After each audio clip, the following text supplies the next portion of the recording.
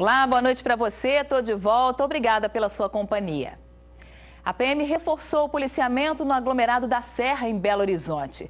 Mesmo assim, a população continua refém das gangues, que disputam pontos de tráfico de drogas. Há quase uma semana, ninguém dorme um dia sequer sem ouvir tiroteios na região. A Polícia Civil também entrou no caso e instaurou inquérito para investigar essa guerra. Um silêncio quebrado pelos tiros. 5 gangues brigam pelo poder das bocas de fumo desde a semana passada. A polícia tenta encontrar os cabeças do confronto em incursões pelos becos e vielas. Correu aí. Esta senhora mora no alto do morro há 30 anos. Apreensiva, ela relata o que tem visto nos últimos dias. Muita arma pesada. Enquanto gravávamos a entrevista, a moradora disse que viu pessoas suspeitas. A menina ali tá monitorando nós o tempo todo, ó. Sabe que aqui mulher e homem tudo mexe com isso, então você tem que ter cuidado. O medo de bala perdida é geral. Teve um dia mesmo que eu estava aqui na loteria aqui, tinha um pessoal subindo, nós tivemos que ficar esperando aqui o tiroteio parar lá em cima pra gente subir. Negócio de tiro pra lá, tiro pra cá, gente que não tem nada a ver com isso pra levar um tiro aí, né? Esta outra senhora de 89 anos mora próximo a uma das entradas do aglomerado. A gente fica aí sobressaltada porque helicóptero rodeando em cima da cabeça da gente. Hoje pela manhã os moradores não tiveram problemas com o transporte público. A linha estava dando normal.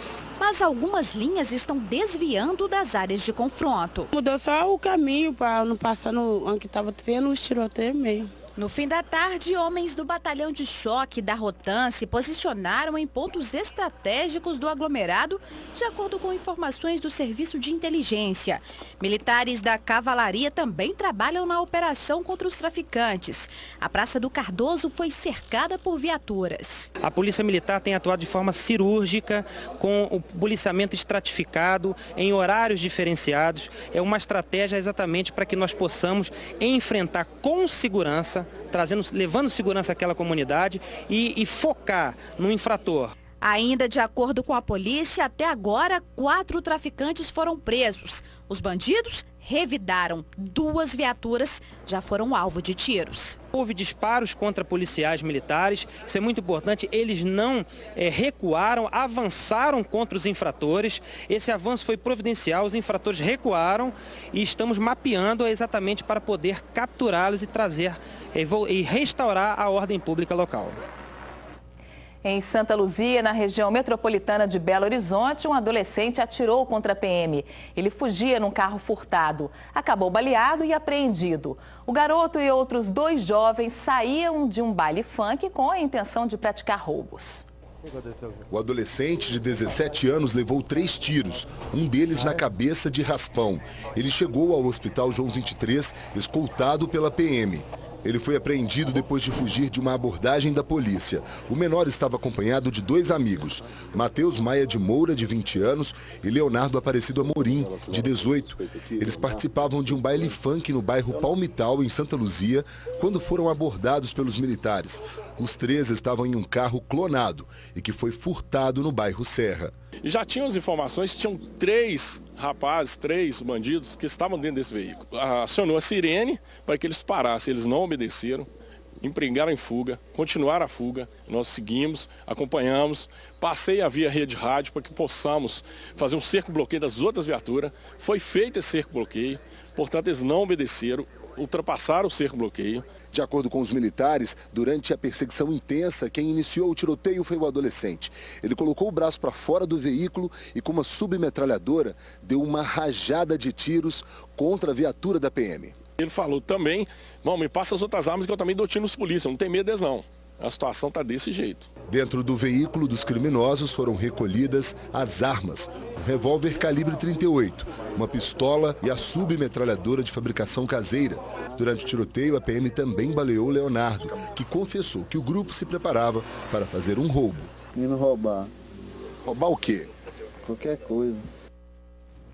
Foi ouvido hoje no Fórum Lafayette, em Belo Horizonte, o homem que confessou ter estuprado 2 crianças na região oeste da cidade em julho de 2013. Ele responde ao processo em liberdade. A imprensa não foi autorizada a fazer imagens da audiência. Os pais de uma das vítimas compareceram ao fórum. A mãe do garoto disse que mesmo 3 anos depois do crime, o filho ainda sofre as consequências do abuso. Ele faz tratamento com psicólogo, ele acabou a escola dele, ele não estuda mais. Quando passa na televisão, ele começa a chorar. Sabe? E falando que, mãe, aconteceu comigo também, mãe. Alguém tem que fazer alguma coisa para isso parar. Gilberto Júnior das Neves, de 43 anos, é acusado de estuprar 2 crianças no bairro Nova Gameleira. Ele foi preso pela Polícia Militar quando estava prestes a ser linchado por vizinhos. De acordo com parentes das vítimas, para cometer o crime, Gilberto atraía os menores até a casa dele, onde nos fundos funcionava uma pequena oficina de bicicletas. O homem oferecia às crianças balas, picolés e até dinheiro. Quando foi detido em julho de 2013, ele confessou os abusos. Aconteceu de eu bulinar 2 crianças. Gilberto aguardou todo o processo em liberdade. A sentença não será divulgada hoje. Ainda faltam ser ouvidas outras testemunhas. A gente espera isso, né? Que haja justiça. Um garoto de 12 anos foi morto com um tiro acidental. O disparo foi feito pelo irmão dele na zona rural de Caratinga, no Vale do Rio Doce. De acordo com o boletim da PM, os irmãos de 14 e 12 anos foram até a casa de um vizinho, amigo deles, para brincar, como era de costume. Na casa do colega, eles encontraram 2 espingardas atrás da porta. O adolescente, de 14 anos, pegou uma das armas por curiosidade e acabou atirando na barriga de Lucas Divino. O Lucas foi socorrido até o pronto atendimento, mas não resistiu. Durante as diligências, nós localizamos o responsável pelas armas, ele está preso, foi conduzido até a delegacia.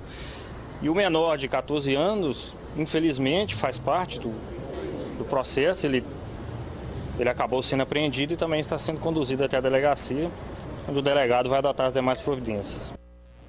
Um morador morreu e um bandido ficou gravemente ferido durante um assalto no bairro Inconfidentes, em Contagem. Os ladrões queriam roubar bebidas e, para isso, fizeram a família refém. O crime foi nesta casa, onde também funciona o estoque do comércio da família. Estavam no local o pai, um dos filhos e uma empregada. Esta vizinha, que não quis ser identificada, contou o que viu. Escutei os tiros, né? Aí vim para ver, abri a porta. A moça que trabalha com eles estava ali na sacada gritando, pedindo socorro, chama a ambulância que tiraram no Igor. De acordo com a polícia, um dos bandidos fez a família refém num quarto na parte de cima da casa, enquanto o restante roubava as bebidas no estoque. Quando a quadrilha decidiu deixar o imóvel, um dos moradores conseguiu fugir pela janela e tentou pegar a arma do assaltante. Na briga, 2 disparos foram efetuados. Um acertou o bandido e o outro a cabeça do morador. Igor Ribeiro Santos foi socorrido, mas morreu no hospital. O ladrão conseguiu fugir, mas deu entrada em uma unidade de pronto atendimento em Ibirité. Como o ferimento era grave, ele foi transferido para o Hospital Municipal de Contagem. O suspeito Marcos Vinícius Antunes continua em estado grave. Ele passa por uma cirurgia. A polícia procura pelo bandido que roubou um carro e uma moto em poucos minutos em Varginha, no sul do estado. Uma das vítimas foi ameaçada com uma faca. A vítima estava estacionando o carro quando foi abordada pelo bandido. Ele vinha subindo a rua, quando eu desliguei o carro, abri a porta, ele já chegou com a faca, colocou no meu pescoço e pediu o carro e eu saí do carro. Ele estava muito alterado, entrou no carro, teve muita dificuldade para ligar e em seguida ele saiu disparado. No pescoço do homem ficou a marca da faca. Ele tentou oferecer a carteira, mas o criminoso disse que queria o carro. Depois de pegar o carro, o bandido saiu em alta velocidade, só que ele acabou perdendo o controle e bateu. Ele abandonou o veículo no bairro Jardim Zinoca e lá cometeu um outro crime. Abordou este motoboy que estava fazendo entregas no bairro. O pneu veio estourar e de frente ele me ameaçou com... Até no momento eu não sabia o que estava em mão, não. Aí eu pulei da moto, na hora ele montou na moto e foi embora, sem capacete, sem nada. Espero justiça, ver se encontra pelo menos a moto. Um argentino que trabalha como camelô aqui em Belo Horizonte foi baleado durante um assalto na Avenida Cristiano Machado. Entenda como tudo aconteceu. Marcelo Alejandro Aguilar, de 37 anos, foi encaminhado ao João 23 por uma equipe do SAMU. O argentino levou um tiro no peito durante um assalto. O crime foi na Avenida Cristiano Machado, na altura do bairro São Paulo. Era madrugada quando o argentino passava aqui por esta calçada. Segundo informações do boletim de ocorrência, Marcelo Alejandro foi abordado por 3 criminosos. Um deles, armado, anunciou o assalto e levou o celular do homem. Depois, aparentemente sem nenhum motivo, o bandido atirou contra a vítima. De acordo com a vizinhança, o homem trabalha como camelô e há menos de um ano mora nesta kitnet que fica bem perto do local do crime. Este comerciante que conhecia Marcelo ficou chocado com o que aconteceu. Tranquilo, simpático, rapaz novo, muito educado. Quem mora ou precisa passar nesta região conta que não é de hoje que a insegurança tomou conta do local. É bastante perigoso. Eu não aconselho ninguém a andar essa hora, 2 horas da manhã, né, é arriscado. Aqui sempre foi complicado. Eu, por exemplo, no cruzamento ali da rodoviária ali, eu não paro o meu carro diretamente lá. Eu vou devagarzinho no semáforo porque realmente ali tem muitos assaltos. A assessoria do Hospital João 23 informou que o estado de saúde de Marcelo é estável. Ele está consciente. A informação de que Marcelo é argentino ainda não foi confirmada pela Polícia Civil. Ele será interrogado posteriormente. Até agora, ninguém foi preso. Identificado pela Polícia Civil, o morador de rua que foi espancado e morto no mês passado no centro de BH. O nome da vítima é José Januário da Silva, de 57 anos. Ele era da cidade de Parnaíba, no Piauí. A identificação só foi possível graças às análises digitais. Câmeras de segurança registraram o crime na madrugada do dia 15 de janeiro. O homem chegou ao local onde costumava dormir. Depois de se deitar embaixo de uma marquise, um rapaz se aproximou e começou a agredi-lo com vários chutes e pisadas na cabeça. José Januário foi socorrido 5 horas depois, quando uma pessoa passou pela região e chamou a PM. A vítima foi internada, mas não resistiu aos ferimentos. A polícia ainda não tem pistas do agressor. Qualquer informação que possa ajudar nas investigações deve ser repassada pelo Disque Denúncia. O telefone é 181. Não é preciso se identificar. Agora eu te convido a conhecer o trabalho da perícia técnica da Polícia Civil na investigação de crimes. Você vai entender como são colhidas as impressões digitais e como elas são comparadas com as que já estão no banco de dados do Estado. E mais, saiba quais são os outros materiais que podem ser usados na identificação dos criminosos. Um trabalho em que os mínimos detalhes fazem toda a diferença. A perita usa um pó especial e luzes de LED para revelar a impressão digital. Primeiro eu aplico o pó. Ele vai aderir à gordura e à água das impressões papilares e consegue registrar o desenho daquela impressão. Há também outras técnicas. Existem reagentes para serem utilizados em impressões com sangue. Esse outro reagente é utilizado em fitas adesivas. Existem reagentes próprios para papel e superfícies porosas, cartas, então a gente usa esse outro reagente. E existem reagentes também para superfícies molhadas, então um veículo alvo de crime que ficou na chuva, por exemplo, é possível revelar impressões papilares utilizando um reagente específico. Depois de revelada, a imagem segue para o computador. Ela é comparada com a impressão digital do suspeito, que já está armazenada no banco de dados da polícia. Eu tenho que achar os mesmos pontos na impressão da esquerda e na impressão da direita, para poder fazer o confronto. No mínimo 12 pontos característicos. Daí em diante eu vou falar que aquela impressão levantada no objeto, decalcada, registrada, é do indivíduo X que está levantada a ficha de identificação na direita aqui. O banco de dados é alimentado progressivamente, segundo a polícia. Muitas impressões ainda estão no papel. Quem tirou o passaporte nos últimos 6 anos teve as digitais colhidas e lançadas diretamente no sistema. A Polícia Civil tem usado cada vez mais este trabalho de papiloscopia para chegar até os autores dos crimes. Um dos mais recentes é um caso de latrocínio, que aconteceu no dia 1º de novembro do ano passado, no bairro Milionários, na região do Barreiro, aqui na capital. O assassino, que matou a vítima a facadas, deixou as impressões digitais em vários objetos. E estas marcas foram reveladas pela perícia. O delegado diz que a papiloscopia, aliada ao trabalho de campo, garantiu o sucesso da investigação, que conseguiu comprovar a participação de Renê Passos Diniz, de 23 anos, na morte de Tiago Tadeu Silva de Oliveira, de 33 anos. Com a investigação realizada pela equipe aqui da inspetoria, com muito sucesso e com muita rapidez, nós conseguimos ter um suspeito, mas ainda um suspeito sem uma plenitude ainda. Com a junção daqueles elementos que foram recolhidos no local de crime e com o nosso conhecimento social do indivíduo, ficou pleno que ele estava lá. E faz um alerta para que a perícia consiga cada vez mais obter qualidade nesse trabalho técnico. É preciso que o local do crime seja preservado. O mais comum de se ver são as pessoas cobrindo os cadáveres. Um ato de respeito, só que quando você vai cobrir, você se aproxima, você deixa outras marcas, você tira alguns elementos que poderiam estar ali em cima do corpo, evitar de ficar recolhendo cápsula de arma, circulando perto do corpo, retirando marcas, pegadas, que pode ser fundamental para uma futura comparação, até mesmo mexendo no corpo, que a posição do corpo é extremamente importante para a gente. Ele fala, o corpo na verdade fala para a gente o que aconteceu. Dê distância, espere a polícia militar e posteriormente a polícia civil chegar para realizar os atos de perícia e os atos de investigação. O início das aulas em uma escola de Juiz de Fora teve que ser adiado. O motivo é o inimigo número 1 do país na atualidade.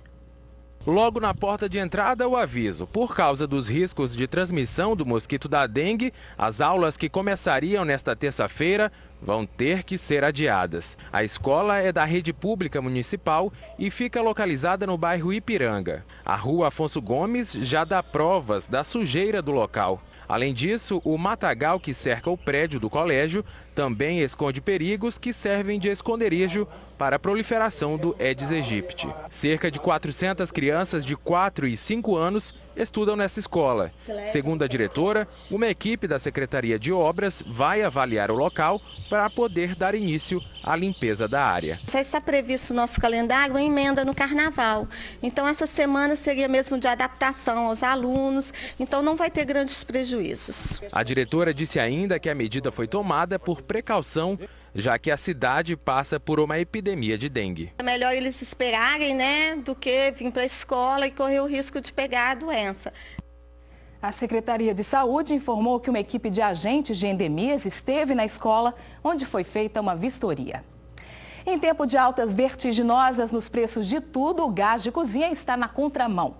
O produto ficou mais barato em BH em relação ao fim do ano passado. Mas os valores têm variado muito de uma região para outra da cidade.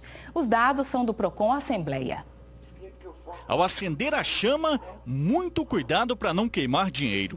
É o que a dona Rosângela sabe muito bem. Ela gasta um botijão de gás a cada 2 meses. Mas para isso, tem que economizar. Eu pesquiso, faço muita coisa, mas eu quero uma economia assim, de o gás ele render. Segundo a pesquisa feita pelo Procon da Assembleia Legislativa de Minas Gerais, o preço do gás de cozinha de 13 quilos vai de R$ 45 a R$ 70, dependendo da região da capital em que é vendido. O cilindro de 45 quilos varia de R$ 195 a R$ 298, quase 53% de diferença. O Anderson tem um depósito na região do Concórdia, em Belo Horizonte, e explica que a diferença de preços varia de acordo com a região por conta dos gastos a mais que são repassados pelas distribuidoras. A gente tem mais complicações para entregar, tem um fator trânsito, tem todos esses fatores. Então a gente, aqui na nossa região, tem um preço mais elevado do que a região, um exemplo, região norte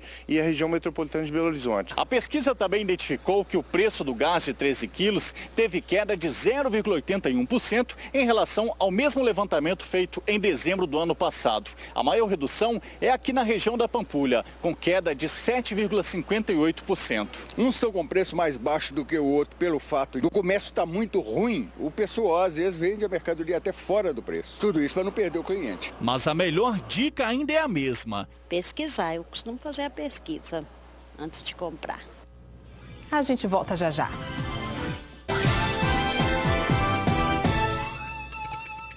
Já está tudo pronto para o troféu Tele Santana, a maior premiação do esporte em Minas. A repórter Fernanda Pena traz todos os detalhes para a gente. Tudo pronto por aqui, daqui a pouco começam a chegar os convidados e o cenário para essa festa não poderia ser mais apropriado. Estamos no palco de grandes conquistas do nosso futebol e ainda dentro das comemorações dos 50 anos do estádio.